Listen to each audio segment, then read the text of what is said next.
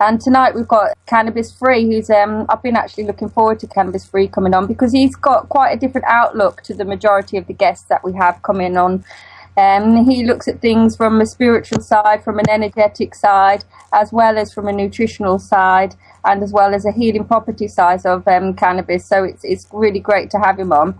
But anyway, it's going to be a good show. I've actually been looking forward to this. I've seen a few of Cannabis Free's videos, which I'm going to get him to mention later on in the interview. But they're well worth having a look at. So, hello, Cannabis. How are you doing? Do you prefer to be called Cannabis or Free? Free is the name. Free. I legally changed my name to Free Cannabis in 1997, but Free is the first name, Cannabis is the surname. Free, please, is good. Yeah, okay. Free's been in this business of the cannabis movement for quite a long time, really. Could you let us know how you got involved in the cannabis movement, please? Okay, I suppose it was reading Jack's book, Emperor Wears No Clothes, back in 1994. Got involved with a legalised cannabis campaign. Found them to be a bit paranoid. So set up the Cannabis Hemp Information Club, summer of 95. Got involved in these Turn Yourself In days with Howard Marks, where we'd walk into police stations offering ourselves for arrest, but they never arrested us. Set up a cannabis museum in London in 96. Didn't really work out to sustain it there, so I moved to Glastonbury in 1997, and I've been running a hemp shop, information centre, Hemp in Avalon, for over 18 years now. So, yeah, I've been on it for about 20 years, really. Wow, have you noticed much change in the whole... Oh, massive. And what's happening now is just, like, so incredible. It's only in the last year or so that I've been selling these CBD oils and extracts, and just the awareness seems to be growing massively. I myself refrain from watching Tell a Lie Vision, but yeah, it's getting out there into the mainstream media, government debating it for the first time fully, that I'm aware of. So yeah, massive changes happening. When I was first started getting involved in the whole hemp thing back in the sort of mid-90s, most people had no awareness that, you know, cannabis is just something you smoke. Oh, hemp, that's some other plant or something. People's awareness was quite minimal, but now it is quite mainstream. And I really feel, I've said this, I haven't said it on this station before, but I'll say it now, that once cannabis consciousness enters the mainstream consciousness, it's going to be far bigger than Jesus. And the thing is, cannabis is for real. It really helps everybody, and everyone benefits from it. Apart from maybe the profits of pharmaceutical companies, or the profits they'd like to have. But this benefits us all. Do you the tree of life. Do you use cannabis medicinally yourself? Yeah, all cannabis use is medicinal because we all have what's called an endocannabinoid receptor system, which regulates most of the primary functions of the human body. So one, I feel, needn't be in a state of dis-ease to use cannabis medicinally. I use cannabis in a daily way by making a hemp milk from its seeds. I use the CBD extracts on a regular basis, and normally once a week on a Sunday, I like to get high, and I eat cannabis. I haven't smoked cannabis in almost 11 years, and personally I just feel so much better for that. I used to smoke cannabis for 20 odd years of my life, and there were weeks, months where what happened is a bit vague, because I smoked a lot. But now I'm feeling much more healing relationship with the plant since I grow it and eat it. And juice it. Oh, right. You seem to use cannabis in quite a few different ways. We always say any cannabis use is a medicinal use, because it does help protect it's a neuron protector. It protects the heart cells. It stops you from getting deficient endocannabinoid deficiency, which some evidence, scientific evidence, is pointing to the cause of a lot of diseases and illnesses. Cannabis probably used to be a lot bigger part of our diet and of our medicine. So, you know, it's really is a good thing to introduce back in for overall health, really. I feel that a lot of the knowledge of the plants was lost when, here in the West, the burning of the wise women at the stake. And it's quite interesting that now we have a tendency to burn cannabis more rather than what the witches did, or the wise women who would make extracts of various things rather than smoking it. The smoking thing of cannabis is relatively recent in the history of its use. Okay, so how recent is it? Because I know, like, they say when Jesus was about and they used cannabis then, they would put it on like a burner, wouldn't they? They would burn it within a tent. So then they would... well, that's the whole thing of Herodotus visiting the Scythians. Not the... oh, gosh, it is the Scythians, yeah. And, yeah, they would burn it on these incense burners. But that's just, like, within the last, few thousand years rather than further back than that. But the smoking of cannabis culturally, rather than burn... I mean, the thing is, I would burn incense on an incense burner maybe, but I wouldn't wish to necessarily inhale it directly into my lungs. And the thing is, as long as you remember to get plenty of air in with your cannabis smoke, then it's obviously far more healthy. But the smoking of cannabis culturally now within the West, it's only really since the sort of 50s and 60s that it's become popular in the West, and that's coming from like the end of the Empire and the Commonwealth, and a lot of West Indian, African people coming to England, bringing with them the practice of smoking cannabis. Well, that's interesting because I never actually knew all of that about smoking cannabis. So how would they prominently take it before then? Would it be kind of like in or extracts or eat it or? But certainly the burning on incense burners is like, if you look at the historical, like one book I've read recently, Chris Bennett, Cannabis, the Soma Solution, it goes a lot into the historical stuff where there is an indication to show that actually cannabis origins are more actually Central Europe than Asia historically, because the thing is the world's moved around a little bit. My theory, believe it's a bit way out there, but it does actually tie in with what the Dogon tribe say, which is cannabis is a gift from the Syrians, from Sirius, and the Syrians landed at the Isle of Skye, the Skye people. It's in this book, Our Friends the Scythians, by it's this way out story which basically it rewrites a lot of the history to say that Britain is actually the promised land, and cannabis originated from the Isle of Skye. That's where, when the Isle of Skye was a equatorial paradise garden, which is going back thousands and thousands and thousands of years. But hey ho, that's a bit way out there. I'd rather get bit more grounded into this reality of what's happening now, and that's a mass awakening, just how incredibly healing cannabis is to us. And it is definitely a mass awakening. I also work with the United Patients Alliance, I don't know if you've heard of them. That's how I got to know about you, actually, Free, because they posted, I think it was Alex Fraser, posted your video of you being interviewed by Vice or someone. Kenny, I can't. Maybe I've done a few interviews. I can't remember all of them. Yeah, Kenny was the most essential. That's one of my. I feel for the films that I've made recently. That's one of the ones. This was an interview, and it was a really good interview, and I really enjoyed it, and that's how I ended up asking you to come on, because you're very sort of, I don't know, I don't know if this is the right word, and you're very much, you're doing it. You're not just saying about it, you are actually doing it. You are involved heavily in the work that you do. It's your life almost. It looks like to me, anyway. Oh, totally. How did you end up opening your shop? Change my name to Free Cannabis legally and have that on your passport, driving license, and appear in the Crown Courts of Britain in the trials of the Queen versus Free Cannabis, which happened from 1997 to 2002. 5 court cases. It's like, it's a big part of my life, and still is.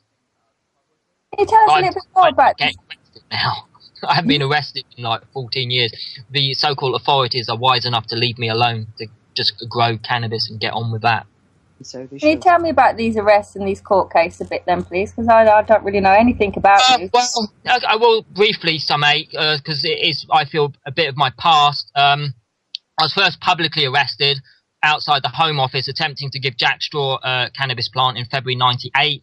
I also got arrested for cannabis plants growing outside my shop in Glastonbury, where I won the award for Glastonbury in Bloom Best floral display with 13 cannabis plants in it, which made every single national newspaper, including, apparently, according to the mayor of Glastonbury, the Beijing Post, the New York Times, and various other international. So that was great coverage for just the joy and the pleasure and the happiness and the quality of cannabis. And then, so yeah, the last arrest was in Hyde Park in 2001 for holding a public cannabis auction where I was selling cannabis off to the highest bidder to raise funds for the Free Medical Marijuana Foundation, which was an organisation supplying, was supplying between 200 and 300 people cannabis through the post, just like buds and hash, basically. But I would ask people for like some sort of medical documentation because I was supplying it primarily to people with MS. The whole cancer and cannabis thing wasn't so, people weren't so aware about it then, back in the sort of late 90s. But I launched that outside the Department of Health with cannabis, with the police there, and I basically said, look, if these guys want to come and arrest me, I'm not going to resist. I might not have resisted, but I would have certainly made myself. The thing is, in my last court case, in interview, I basically said, who are you, the Crown, to be arresting me for distributing a God-given herb, whereas like the MI5, MI6 are you know, running the heroin trade, and the CIA are running the coke trade, and that's funding international war crimes and causing huge amounts of suffering across the planet. And that part of the interview was deleted from the transcript and deleted. They wouldn't get a tape recorder to play in court. So I think they know that I know far too much information that they'd just rather be kept quiet. But yeah, it does reach. I have other ways of sharing that information now. Poet. It does reach that point with them where they don't want to take you to court anymore. So yeah, 14 years they've left me alone, and I'm very open about the fact that I grow cannabis. But this coming year, I wish to actually start writing letters which will be publicly circulated to chiefs of police here in Avon and Somerset, where I am, also to Cameron and various other politicians. Basically explain, I grow cannabis. I grow it because I have an endocannabinoid receptor system. I have a human right is a right to life. Surely the right to life is a healthy life. To be a healthy being, I feel, is essential, but cannabis is part of my diet. And I'm going to grow that plant to utilize the healing of this plant. And any legislation which claims that it is illegal to do so in itself is, I feel, criminal. It's criminal that people are being forced, pretty much, go to a doctor. It's more likely than not you're going to be given some quite potentially toxic chemical pharmaceutical drug, some of which are killing thousands of people every year in this country, and they're being denied a totally healthy, sustainable, loving, healing medicine like cannabis, and that is totally criminal. I couldn't agree with you more. This act that they've got in place is actually killing people, and I know for a fact as well, I've spoken to politicians, they know exactly what cannabis does and how beneficial it can be for people with illnesses, conditions as severe as cancer, and yet they still won't sign the paperwork to change it from a Schedule 1 to a Schedule 2. It's politics, it's legislation. Yeah, it's nothing unlawful about cannabis. It's just legislation, which, as I said, I'm a bit of a poet, and it's in one of my latest what I'm wishing to instigate this coming year is a juicy hemp evolution, inspiring people to grow, eat, juice this plant for their health and well-being. And there's some. I would like at some point today, tonight, if we have time for it. It's about a 2-3 minute poem, quite full on. It's quite radical. But it's very powerful in getting that message across about the criminality of prohibition and the lawfulness of actually growing this plant. You can read it now if you wish, Bree. It's not being read, it's coming from my heart. Okay. I warn you, it is quite full on, and it does make mention of the that word which derives from store high in transit. Dung on big ships used to be put on the top. Okay, so this is called the juicy hemp evolution. Am I a criminal? I think not. I grow a plant. Some call it pot. I call it cannabis, and I love it a lot. Yet, Some claim it criminal to do what I do. I grow and eat of the holy tree of life. It builds within me a temple of love, a fountain of youth, radiant health from happy, healthy cells created from the food that I eat. Live, living foods create light bodies, healthy bodies embodying the truth. You are what you eat. So I eat light, not shite, shit, shite. Call it what you like. If you eat McDonald's, you're eating shite. Bullshit, no. How shit? Ripping them apart on the killing floor, accidents happen. Colons split. Shit happens. And it happens to be in junk food. Bags too. Yep, shitterettes as some would call them. Human shit in cigarettes. Yes, and that's not all. Arsenic, cyanide, formaldehyde, pig's blood, grown with phosphate fertilizers, they're radioactive too. And that's legal. Legal maybe, but not lawful. Legal, lawful, there is a difference. And I live by the law, common law, and that's why I grow hemp, cannabis hemp. Call it what you like, and I can assure you of this. There is no law that prohibits the cultivation of cannabis. It may be illegal, according to some, but not me. We are policed by consent, and I give no consent to any legislation that says a plant is illegal. How crazy is that? So why all this madness? What's going on? Well, the governments, the courts, the police, it's all a bit of a scam. They're all corporations, and they're out to make money, profit their shareholders, the Rothschilds, Rockefellers, bloodsuckers all. So they're the real criminals, the banks, the mafia, warmongering, mass murdering, out-and-out baddies. Yet, they still need love. And I feel in my heart that is what they lack most. Cruel, heartless actions from sad, broken hearts. So, Babylon, I love you. I forgive you. You're just doing your job, and I'm doing mine. And that is to destroy you with love. I destroy this illusion of control through fear. So stand up and be counted, those that seek change. A lawful rebellion is upon you, Babylon. You are due to be exposed to the criminals that you are. You have lied to us, cheated us, enslaved us, killed us.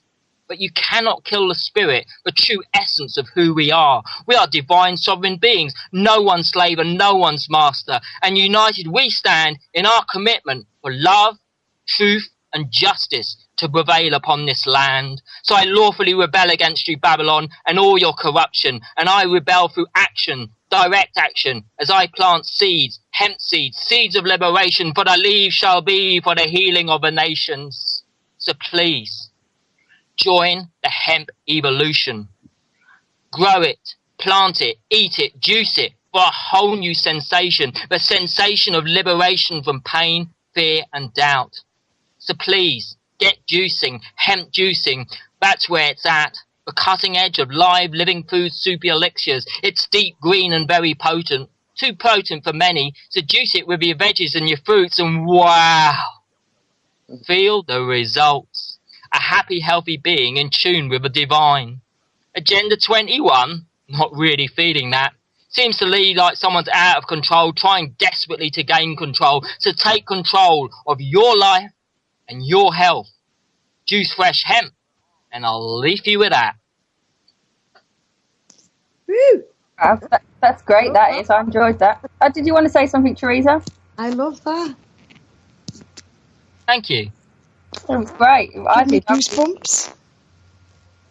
Well, it's the truth, you see. Like, people get like that tingling sensation up their arm, goosebumps. Oh, yes. It's the power of truth coming out to wake us up to, you know, what's happening, and that is the liberation of the tree of life, cannabis, whatever you wish to call it. It's foretold in this book, the Bible. I'm not a Bible basher, but I do find it an interesting, book to read. And there it talks about the liberation. As Babylon falls, it's the tree of life brings the leaves of the tree of life bring the healing of the nations. What other plant will do it in the way that cannabis will? I know of no other, and if I knew it, I would certainly be embracing that as well. And there are plenty of other, incredible plant medicines out there, but there's only one tree of life, and that's cannabis. Yes, I agree. Cannabis is amazing. The medicinal properties of cannabis are far superior to majority of other plants, really, just purely because they work on the endocannabinoid system, really, isn't it? You know, and how much that is responsible for, you know. So it's amazing. I told you that I wrote poems as well, didn't I, Free, if you remember? And you asked me to read your mind. So I'll read your mind now, okay? Yeah, please do. About cannabis. It's poetry night tonight. Looking into a child's eyes. When I look into a child's eyes, I can see the love, I can see the fear, I can see the sadness, I can see the pain. I have to explain as to why the only medicine that will help that child is not available to them.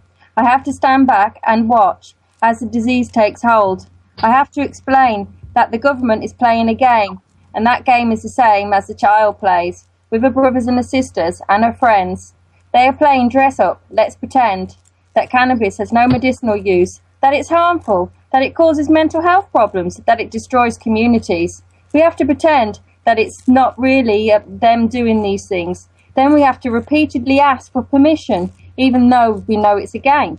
We play along, we join in. I watch the life slowly ebb away. The child can't make sense of it as their body is dying. They can't get it over and over again, round in loops. Why are the adults playing? Why are they playing dress up? While I'm dying, they are playing games. My mum and dad, they are also dying. They are being forced to be a criminal, to break the law, just to give one chance to live and one chance to be free. Free from the pain, free from the fear, free from the sickness, free from the disease, which has taken over our society, which is eating them up from the inside. Please, can I be given this opportunity to live a life free of lies and games? Replace it with honesty, with love, with happiness, with my medicine, is all the child asks. This is our right as a human, to improve our standard of living, to improve our quality of life. How can I explain to the dying child? It's the madness of the Kali Yuga, as the Indians Sarah, call it. that just made me cry. That was lovely. So yeah, first point on the back in I joined the legalized cannabis in 1994, but after the first Turn Yourself In Day in 1996, where the police refused to arrest myself, where I basically put cannabis down on the counter and said, as a protest against prohibition, I've been giving out free cannabis. Their response was, okay, you've proved your point. Would you like to leave now, please? So I took the cake, walked outside, and ate with Howard outside the police station. And the point that has been proved, I felt, was that prohibition is a fear control mechanism. It's a way of controlling people through the fear of getting arrested, the fear of going to court, the fear of going to prison. Having done all of that, I have no fear of that system. However, I am not a campaigner for the legalization of cannabis. I'm basically just getting on with it, doing it, growing it, and having no respect. I refuse to consent to any legislation that, as I said, that a plant is illegal. So that's the first point. The other point is, I hear what you're saying. If people prohibition operates by people consenting with it, agreeing, playing the game, accepting a caution, going to court, paying fines, whatever. That's one way that the system functions. However, I've got far too much to say to remain silent. So if ever they dare to arrest me again, the first thing I would say is to a policeman, are you under oath? The oath that a policeman swears, firstly, is to allegiance to the Queen. The Queen is a defender of the faith. And the faith is based upon the book, which is about the tree of life, Genesis 1:29. I just have far too much to say, and I would take a court case as an opportunity to expose a far greater crime, and that is the prohibition of cannabis. So yeah, you've got a new video out, because you haven't got very long. You've got a new video out, hemp essential. Well, hemp dietary essential has been up for a few weeks now, but hopefully tonight, a film which I filmed just end of October, just before harvesting my last few plants. I think it's going to be called Tree of Life, Grow It. And yeah, it explains basically, it's a film to inspire people to grow and eat this plant for health and well-being. Ken, when did you say that one's going to come out? Hopefully tonight it'll go up there, which is what we on the 4th of November. Yeah. So by the 5th of November, it should be up online, I hope. And have you got your own YouTube channel? I haven't, no, not yet. But I can't remember what the name my friend. I think it's I am immortal or something, but I'm not sure. Put in Tree of Life, grow it, and it should come up. Yeah, I found the other one easy enough, the essential dietary ones, and I've shared it in a few groups as well with the actual post. Yeah, and that's a good video because it's looking at cannabis in a lot of different ways again. Well, this is the thing. Is like a lot of the when I was involved with Legalised Cannabis campaign. Well, I was a heavy smoker then, and now with Normal UK, yeah, a lot of people involved in it smoke a lot of cannabis, which is fine. I haven't got a problem with that. It's not the angle I'm coming from. I'm personally into growing it and eating it or juicing it. I do like to get high off cannabis very much, which is just basically drying the bud. That's where the word drug come from. It literally means dry, droga, dryer of herbs. And yeah, I enjoy getting high on drugs. The thing is, a lot of people are taking drugs, things which alter their consciousness, and they're not even aware of it because it's in white sugar, refined flours, alcohol, tobacco with all the chemicals added to it, and there's so many and obviously all the pharmaceutical drugs, and some of these drugs actually get you quite low and depressed. Whereas cannabis, the thing with smoking it, I just liked it too much, and I use it as an emotional suppressor, as a coping mechanism sometimes. And I didn't actually deal with stuff in my life, and I would just roll a joint and smoke. And now I get on with my life more, and I really enjoy getting high on cannabis. But each to their own. If everybody, whoever was to be questioned or arrested or whatever for cannabis or any other crazy legislation, and they just refuse to cooperate, the system would collapse. Free, do you want to just sort of say a bit about your website and that, because we haven't got very long, so I want very briefly, the website freecannabis.net is purely an information website, explaining just about the incredible healing and powers of this plant, all the different things. It's it's a food, it's a fiber. We can live in a whole world, a hemp world created from this plant. And yeah, there's a lot of poetry on there. And there'll be more information going up about what I intend to do this coming year, which is to inspire a juicy hemp evolution, which is basically going around various. But if anyone's out there who'd like to invite me to come and share my passion for cannabis, I would love to. If it's like a meeting hall somewhere, England, Wales, Scotland, that's where I wish to focus my attention. But yeah, I travel other countries, but it's really here. This is where I was born. And it's here. This is a very sacred land, and I wish to inspire people to grow this plant for themselves, for their friends, and the community of Britain, the cannabis nation in which we live.